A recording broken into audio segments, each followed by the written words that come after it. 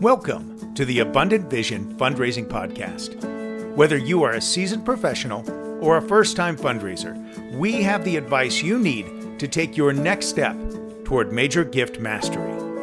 I'm your host, Tom Dauber, President of Abundant Vision Philanthropic Consulting. Last week's conversation was a blast. I'm so excited to have you with me for this next segment. Let's get back to the show. Now that we've identified our suspects, we have our list of whom we need to call on first. In this lesson, we are going to go step by step through what you need to do to contact donors and request a meeting with them. Now, I've requested donor appointments over 4,000 times. I'm very comfortable with it. Yet I can still get the jitters when calling people I don't know well. To ensure that I'm at my best, to this day, I still write out a script before I make calls. And remember, you don't want to ask them if it's a good time to talk. They made a choice to take your call. If it wasn't a good time to talk, they shouldn't have answered the phone. Asking that question distracts them from your goal and gives them an easy opportunity to put you off to another time. Here's an example of a script. Hi, this is Tom Dauber from the Society for Dragon and Unicorn Preservation. I'd like to set up a meeting to talk with you about our organization. Would you be available to meet next Monday on Tuesday the 1st, Wednesday the 2nd, or Thursday the 4th at noon? This is the type of script I might use with someone I didn't know well. If it was someone I did know well, I might make some small talk, maybe ask about a recent vacation I know about, or some other rapport building question that communicates that I know and value the individual. Now, I like to schedule 30 days out to ensure that they have plenty of availability. Oftentimes, professionals will already have this month full up with appointments. Providing them a few dates increases the likelihood that they will be able to agree to meet. Otherwise, if you ask, when would you be free? They then have to open their calendar, look for dates, and get back to you. We want to lower the bar to acceptance as much as possible. If we give them 3 or 4 dates, all they need to do is check those 3 dates rather than review their whole schedule. Now, if I don't know them well, but know they are close to someone in the organization I work for, I may just adjust the script to refer to that individual. Then I'd say something like this. Hi, this is Tom Dauber from the Society for Dragon and Unicorn Preservation. Professor Smith encouraged me to reach out to you to talk with you about our organization. Would you be available to meet next Monday on Tuesday the 1st, Wednesday the 2nd, or Thursday the 4th at noon? Now, this can be especially helpful when there is a gatekeeper involved. I called on dentists for nearly 8 years. And the best way to reach them was almost always at their office during the day. But then you always had to go through a receptionist. Dropping the name of a faculty member, letting them know that another dentist has asked you to call, helped immensely. First, it built rapport with the receptionist, as they were often in the position of making a phone call on behalf of a dentist themselves. Secondly, it was implied that Dr. So-and-so might hear from my referring dentist if she didn't connect me, which could disappoint her employer.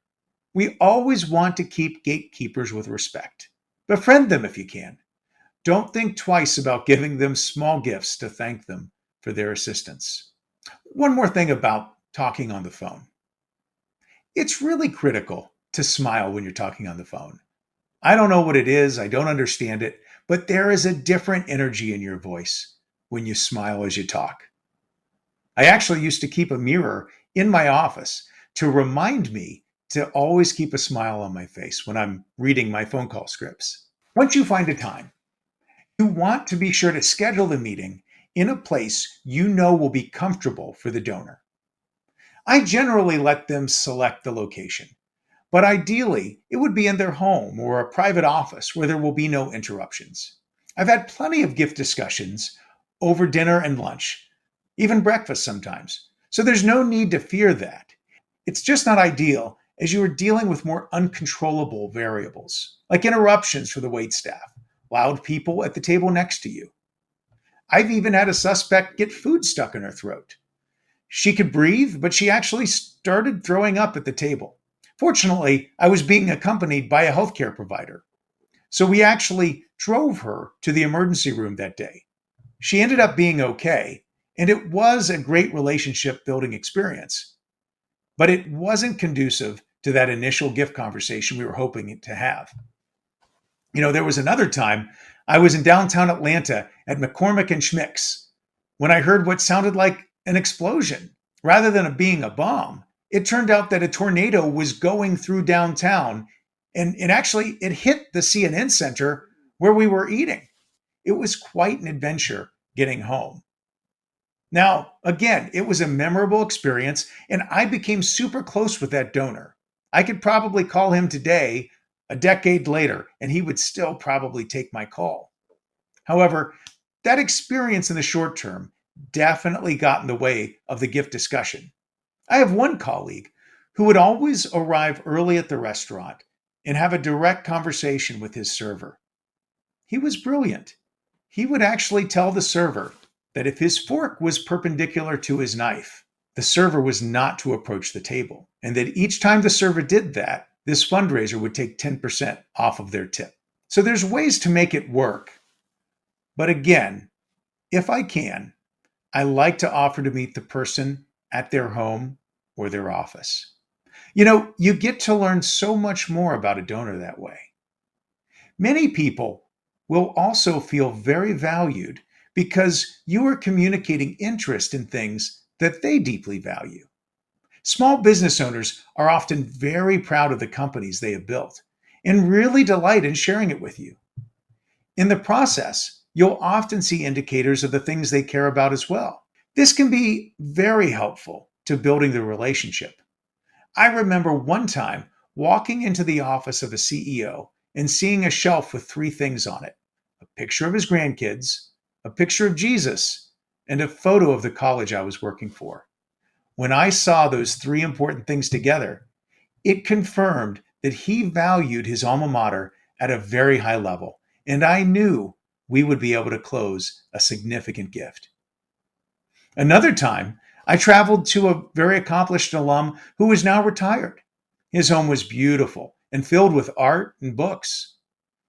I was shown to the guest room to leave my coat. While there, I couldn't help but notice that they had an original painting by Claude Monet on the wall. It helped me understand that the family had much greater giving potential than I had initially thought. This also allowed me to connect more deeply with the family, as I have an art degree and could talk with them in depth about their interest in it. A note on timing. Keep in mind that November and December can be very challenging to schedule donor appointments due to the holidays. Be mindful of holidays that might not be on your calendar, but on the calendar of your donors. The summer months can also be difficult to have donor conversations.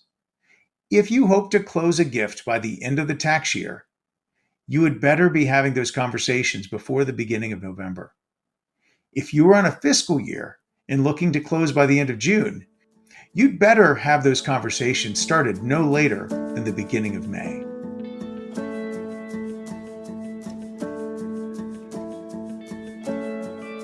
Now that we've reviewed the basic phone call script to set up the appointment, this next lesson will cover variations on that script, when to use different communication channels, and even how to overcome donor objections to meetings. Phone, text, and email. Every person has a communication channel that is best for them. For many donors, it won't be via phone. It may be email, but in this day of stuffed inboxes, you've got to be sure to have something in the subject line that gets their attention. This could be CCing someone they know well with an acknowledgement that you were referred by them. This could be a memorable subject line, something that would get their attention. At OSU, I would usually write something like, "Greetings from Postal Hall," the dental building, or "Greetings from Parks Hall," the pharmacy building. Referring to the building they trained in gave enough specificity that they would understand this had to do with their professional training and education, yet left enough mystery that they may be intrigued to open it to see if it was an old professor or someone else they may know professionally. Now, email may work for some people, but we do know that the open rate on texts is way greater than the open rate on emails. So if you can text someone, you can pretty much count on the fact that they're going to open that text and see. They may not respond, but at least they'll get your message. So as you're calling people, and if you can't get through, be sure to leave a voicemail, letting them know that you're going to follow up by text or email, just in case that's a better way for you to reach them. Many people don't leave voicemails these days. And so by leaving one, you'll stand out. And you'll also be prompting them to be looking for that text or email. Now, when you send that text or email, you want to make sure that you reference, hey, I just left you a voicemail, but I wanted to text or email as well in case that was easier for you. That way it doesn't feel like you're just trying to contact them over and over by different means. It feels coordinated that way. People appreciate that. Let's say you finally do get in touch with someone. You get them on the phone, for example, or maybe email. And they say something to you like this: but I already know about your organization. Why should I meet with you? You don't want to argue with folks. You don't want to be defensive. Instead, what you want to do is affirm what they're saying to you and use what they're saying to you as a way to still justify the importance of meeting. So when they say, I already know about your organization, you'd respond with something like, that's fantastic. We know you are a real fan of our work. That's why I wanted to meet with you. I want to learn more about what inspired you to get behind us and your thoughts on some new projects we are considering that we haven't shared publicly yet. Or maybe this is a person that already gave this year, and they say to you, well, you're a fundraiser. I already gave this year. Why should I meet with you? A good response would be, that's exactly why I want to meet with you. Only a small percentage of people in our town understand what we do and choose to support it.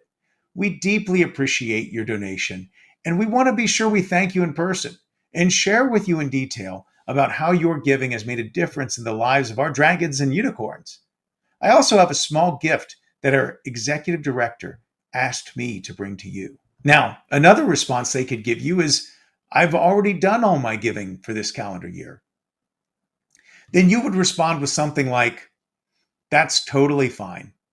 I wasn't intending on asking you for a gift in this meeting anyway. In fact, most of the donors I'm used to working with start thinking about future giving way in advance of when they make a gift. I'm not looking for you to make a commitment, but I would like to share with you about the difference our organization is making and the ways you might want to be a part of it. That will give you the opportunity to consider us down the road if you like what you hear. Another thing some organizations run into from donors is when they'll say something like, I already support another organization that does the same things you do. If you got a response like this, you could reply in this way. That's wonderful. Many of our donors actually support that organization as well, so I'm not surprised to hear that you do too. As a donor to that other organization, I know that you really care about that cause the same way we do. As someone who's knowledgeable about this space and this community, I'd love to get your input on this issue and how you feel about the work both of our organizations are doing to make a difference. Remember this old adage, if you want advice, ask for money. And if you want money, ask for advice. Now, when you're talking, that they understand your role with the organization as a fundraiser, but you want to do it in a way that doesn't demand a response from them or make them feel any pressure. Your focus should be on getting to know the donor, what they care about, and if their passions and interests are a good fit for your mission. A great way to do this is to ask them for advice. It both communicates your respect for them and gives you very helpful information about an outsider's perspective of your work. So tracking your work as a fundraiser in terms of contacting potential donors and asking them for appointments is really, really critical. If you're trying to schedule 15 donor meetings per month, you should expect to call 3 to 5 people in order to get a single appointment scheduled. Fewer if they're people you know well, of course. Making that volume of calls can make it hard to track who you called and when and what they said to you. You definitely don't want to call the same person twice. I've made that mistake. It's really embarrassing for you and annoying for the donor.